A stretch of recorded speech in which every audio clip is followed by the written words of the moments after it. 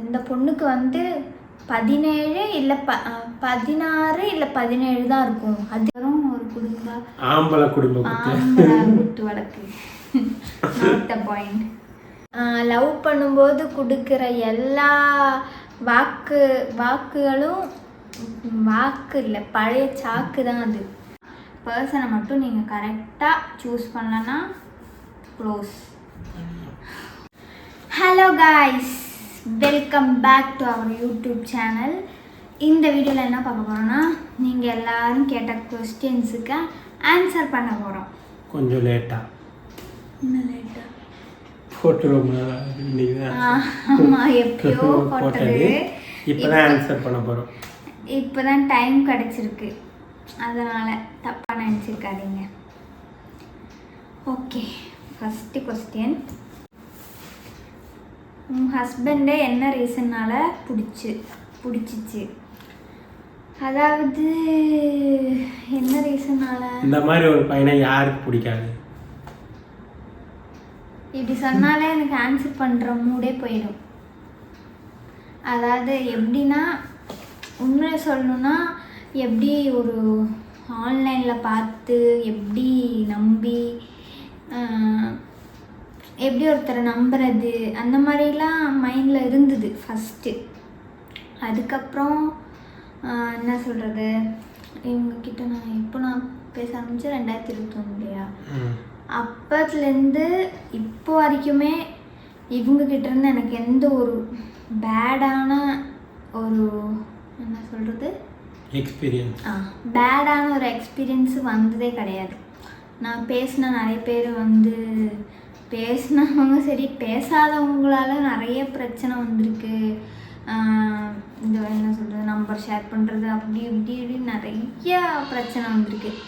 ஆனால் இவங்கக்கிட்டேருந்து எனக்கு அந்த மாதிரி ஒரு எக்ஸ்பீரியன்ஸ், பேடான எக்ஸ்பீரியன்ஸ் வந்ததே கிடையாது. அதனால் ஆடு கத்துது வந்து நாகர்கோவில் வந்தால் சொல்லுங்கள். அண்ட் கேட்ஸ் எல்லாம் உங்கள் ஹஸ்பண்ட் வீட்டில் க்ரோ பண்ணுறது இல்லையா உங்களுக்கு ஃபேவரெட்டில்?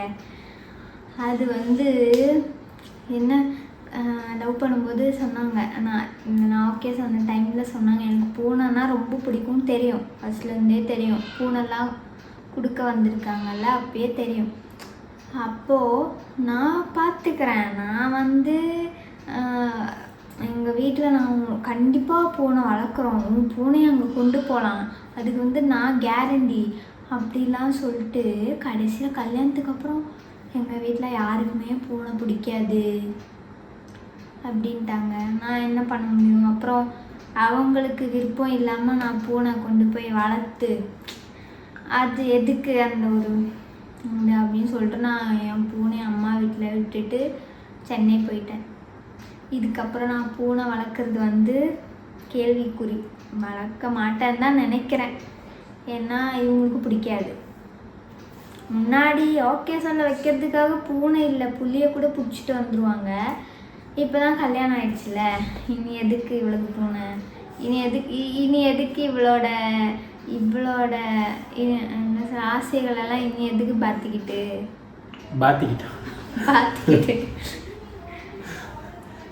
அப்படி ஒரு மைண்ட் செட் கூட இருக்கு. அவ்வளவுதான், முடிஞ்சிச்சு. Next question. அதுக்கு நீங்க ஆன்சர் பண்ணலாமே.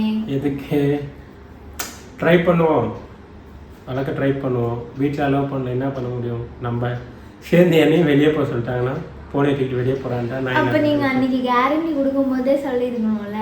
கேரண்டி கொடுக்கும்போது யோசிக்கக்கூடாது, சொல்லியிருக்கணும். சரி, நெக்ஸ்ட் கொஸ்டின். சொல்லியிருக்கணும், பதில் சொல்லுங்க. சொல்லியிருக்கக்கூடாது, சொல்லிட்டேன், சாரி.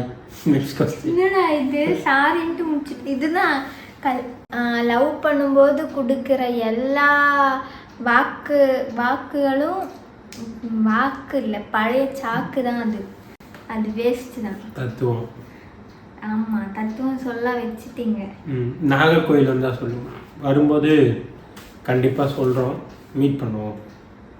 நாகர்கோவில் கேட்டிருக்கேன், ஆனால் வந்ததில்லை.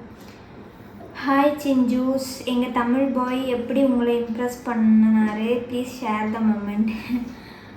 அவர் முன்னாடி இம்ப்ரெஸ் பண்ணுறதுக்காக என்ன தலைகீழாக நின்னார். எப்படின்னா இப்போ நான் சொன்னேன்ல பூனை கொடுக்க வர்றது, எனக்கு பூனை பிடிக்கும். நான் ஒரே ஒரு வார்த்தை தான் கேட்டேன், உங்கள் வீட்டில் பூனை இருக்கா அப்படின்னு. நான் எனக்கு பூனை வளர்க்கணும் ரொம்ப ஆசை, நான் தேடிட்டு இருந்தேன் பூனை.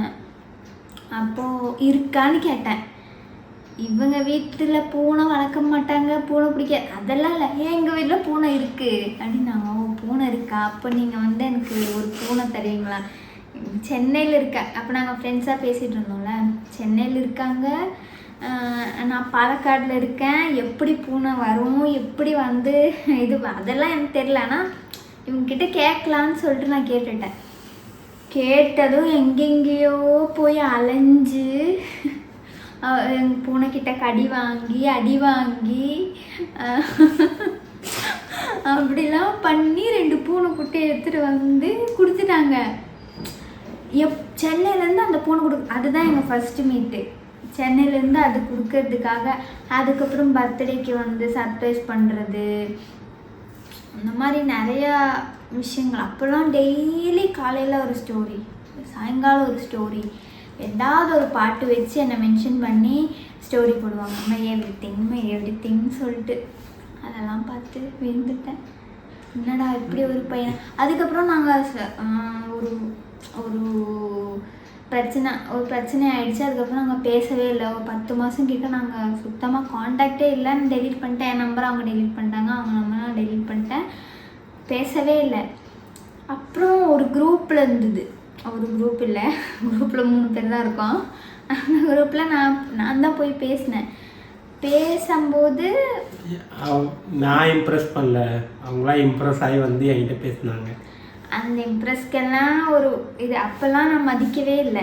அதுக்கப்புறம் அந்த 10 மந்த்ஸ் கழித்து நான் ரியலைஸ் பண்ணி போய் பேசினேன். என்னன்னா நல்லா என்ன சொல்கிறது, ஒரு இப்போது லவ் பண்ணுறாங்க, திருப்பி லவ் பண்ணலன்றதுக்காக மிஸ்யூஸ் பண்ணுறது, ஏதாவது சொல்கிறது தொல்லை பண்ணுறது, அந்த மாதிரி எதுவுமே பண்ணல.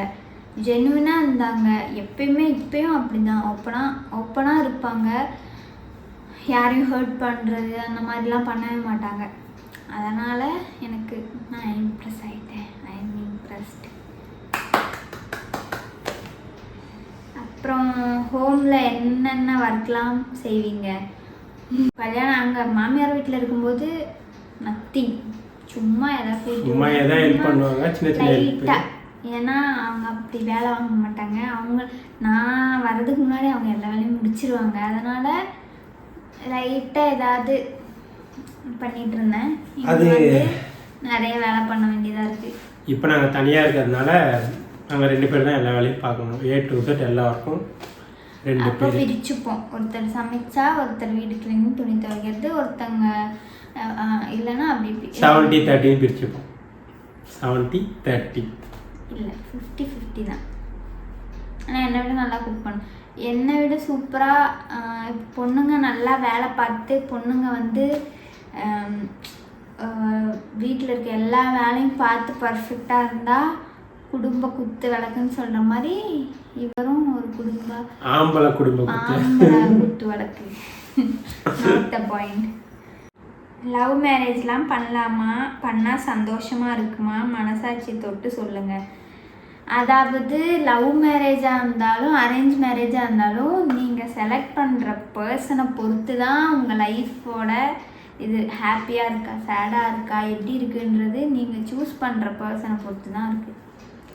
அதை மட்டும்தான் நீங்கள் பார்த்துக்கணும். மற்றதெல்லாம் அது தானாகவே வந்துடும். ஹாப்பினஸ் கரெக்டான பர்சனை சூஸ் பண்ணணும். ஆனால் லவ் மேரேஜில் என்னன்னா, லவ் பண்ணும்போது உங்களுக்கு கிடைச்ச எதையும் நீங்கள் கல்யாணத்துக்கு அப்புறம் எதிர்பார்க்காதீங்க.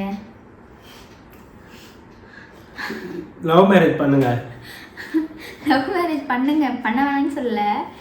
ஆனால் அப்போது அந்த ஒரு தாங்குவாங்கல்ல, பார்த்து பார்த்து பார்த்து இப்பயும் பார்த்து பார்த்து பண்ணுறாங்க, இல்லைன்னு சொல்ல.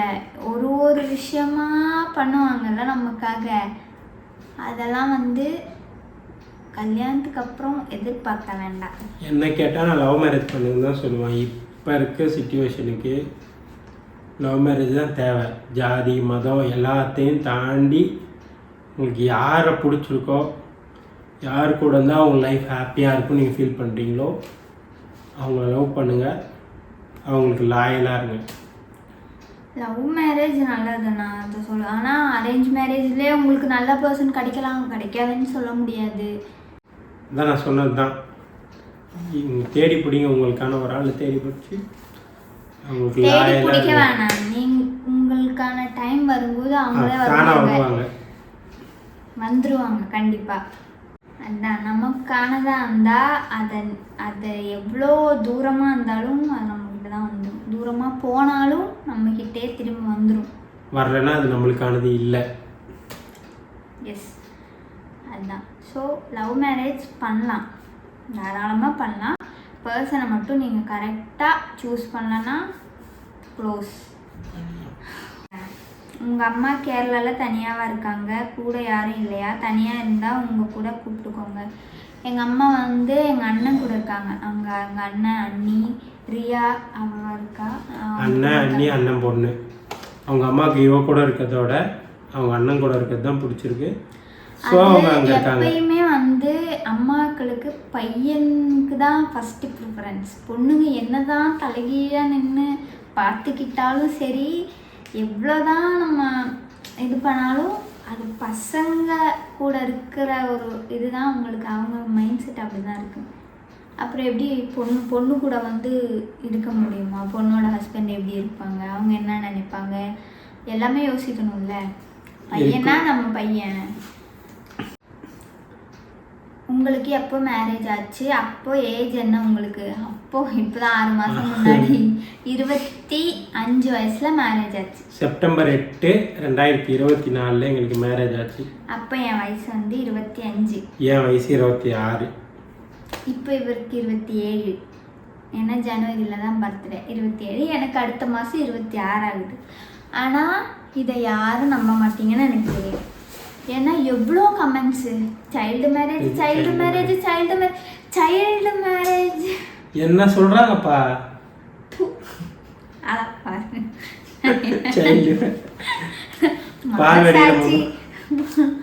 பால் வடிவாங்க, புட்டி காஃபி போடுவோம். அதுதான் சைல்டு மேரேஜ். ஒரு கமெண்ட் நான் அதுக்கு ரியாக்ட் பண்ணலான்னு எடுத்து வச்சுருந்தேன். எனக்கு நான் அந்த கமெண்ட்டுக்கு ரிப்ளை பண்ணேன். எனக்கு 25 வயசு ஆகுது. ஒரு இல்லை அது நம்ப முடியாது. இந்த பொண்ணுக்கு வந்து 17 இல்லை 16 இல்லை 17 தான் இருக்கும், அதுக்கு மேலே ஆகாது. நான் அடித்து சொல்லுவேன்.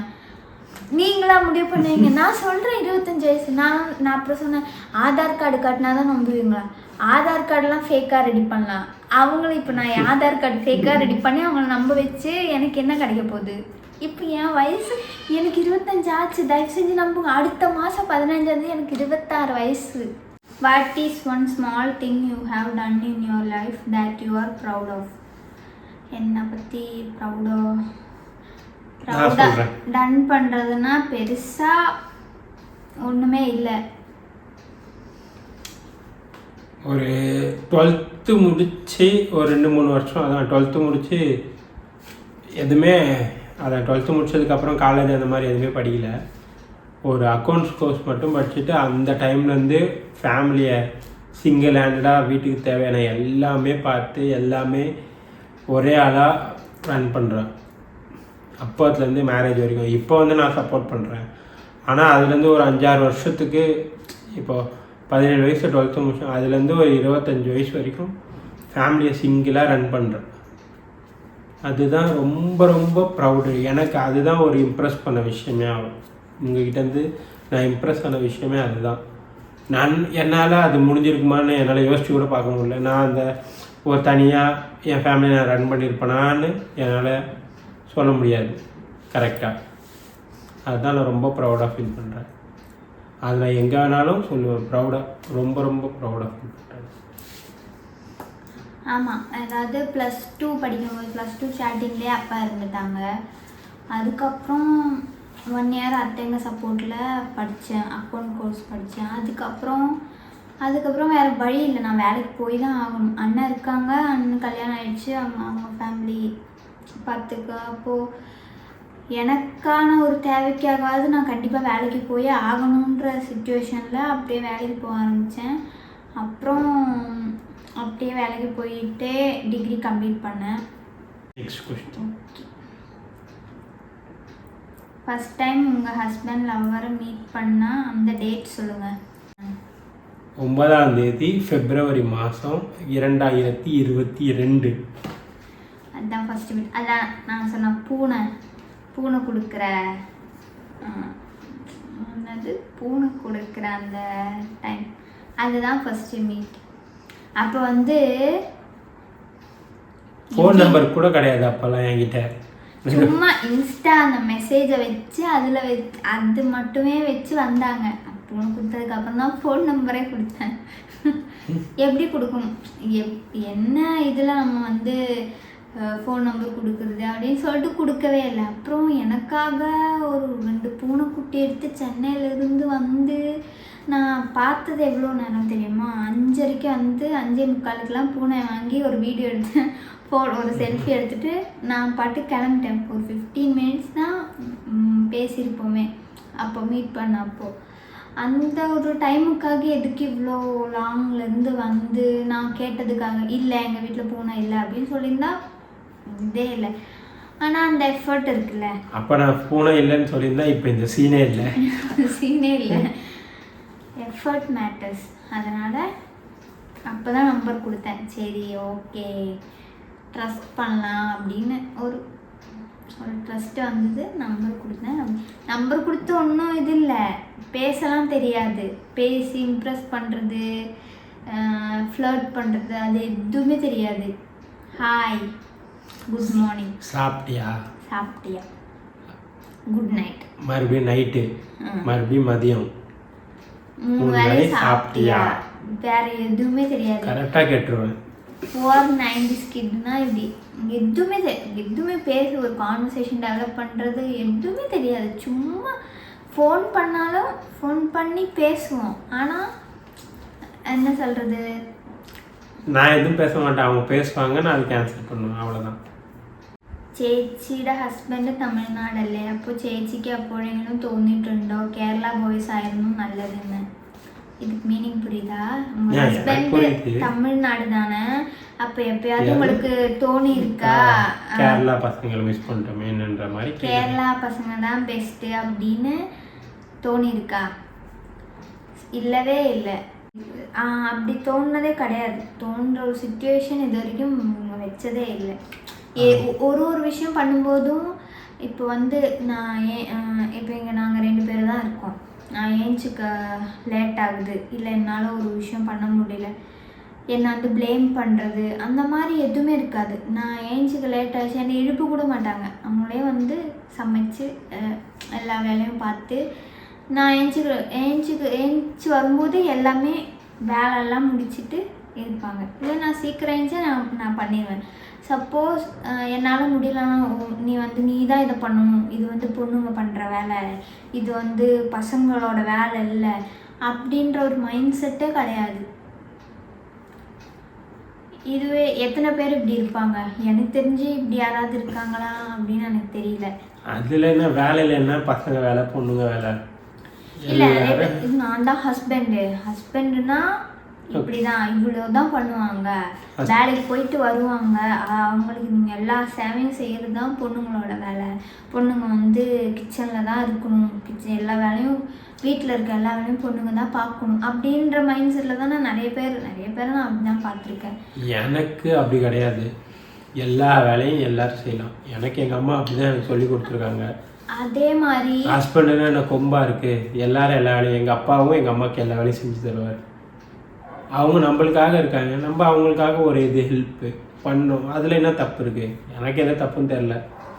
நான் வந்து எப்படின்னா, நம்மளுக்கு பிடிச்சவங்களுக்காக நம்ம என்ன வேணால் பண்ணலாம், எந்த எக்ஸ்ட்ரீம் வேணால் போகலாமே, அதில் என்ன இருக்குது? அதே மாதிரி எல்லா டைமும் இப்போ நான் கம்ஃபர்டபுளாக இருக்கேனான்றதை அவங்க எப்பயுமே இது படிச்சுட்டே இருப்பாங்க. கேட்டுகிட்டே இருப்பாங்க, உனக்கு ஓகேவா, நீ கம்ஃபர்டபுளாக இருக்கியா, நீ ஹாப்பியாக இருக்கியான்றத எப்பயுமே வந்து கேட்டுகிட்டே இருப்பாங்க. 2026 யாருக்கு ஓட்டு? What's your opinion about NTK? என்டிகேன்றது சீமான் அவங்களோட கட்சி தான். அது எனக்கு தெரியாது. ஓட்டு வந்து எனக்கு கேரளாவில் தான் இருக்குது ஓட்டர் ஐடி. இனி வந்து தமிழ்நாட்டுக்கு அதை மாற்றி அங்கே டிவிகேக்கு ஓட்டு போடலான்னு நினைக்கிறேன். அதுக்குள்ளே நம்ம பாலக்காடு வந்துட்டோம்.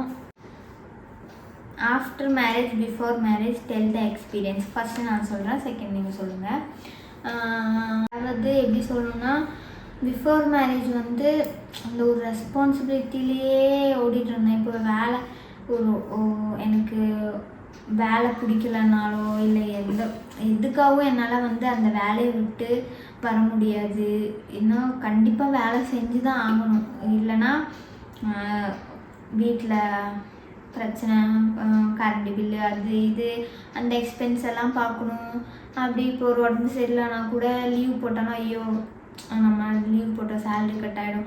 அந்த மாதிரி ஒரு மைண்ட் செட்டு, ஸ்ட்ரெஸ்ஸு, நம்ம வேலைக்கு போகலன்னா என் வீட்டில் எதுவுமே நடக்காது. அந்த மாதிரி ஒரு ஸ்ட்ரெஸ்லேயே ஓடிட்டு இருந்தேன்.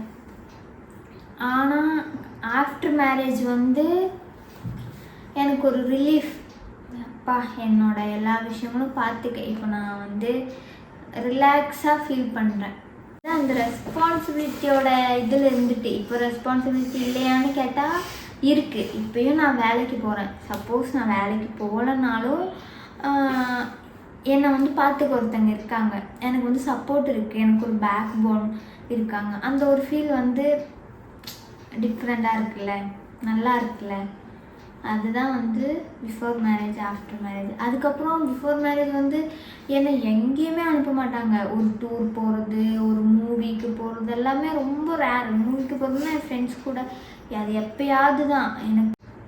ஆனால் இப்போ வந்து ஒரு ரொம்ப சப்போர்ட்டான ஒரு ஃபேமிலி. எனக்கு வீடியோ எடுக்கிறதுக்கு ரொம்ப சப்போர்ட் பண்ணுறாங்க.